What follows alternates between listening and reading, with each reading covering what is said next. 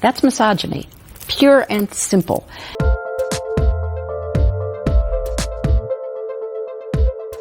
We carry with us, it's kind of deep in the DNA, what we expect women to be. When a woman says, wait a minute, I'd like to lead, I'd like to be in charge, I'd like to be your president or your chief executive or whatever it might be, little alarm bells, little unconscious alarm bells start to ring. Do you agree with that? No, I don't. And I think that actually she's minimizing women with those comments. You know, actually under this president, women are doing better than ever, especially with jobs. And I would say just personally at the White House, he's got so many women in leadership at the White House. Women are doing great. It is fair to say, as you just did, Nick, that certainly misogyny played a role. I mean, that just has to be admitted. And why and what the underlying reasons were is what I'm trying to parse out myself. I happen to run against a incredibly overtly sexist candidate.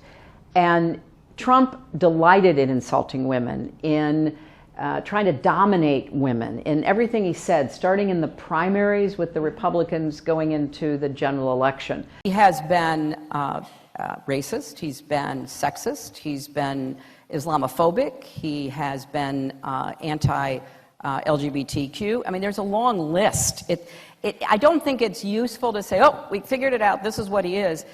I just don't think there's a place for sexism in our politics. And I think we should be purging those kinds of comments and holding ourselves to a higher standard. It is real. It is very much a part of the landscape politically and socially and economically. We are still living with a double standard, and I know it. Every woman I know knows it, whether you're in the media as a woman or you're in the professions or business or politics.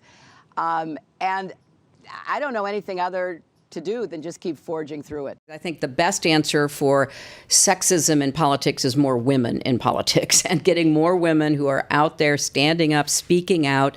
It's just remarkable. I mean, if you express an opinion on Twitter or on YouTube, you make a comment and people know you're a woman by maybe the name or your photo, they just pile on. Right. The research is pretty clear.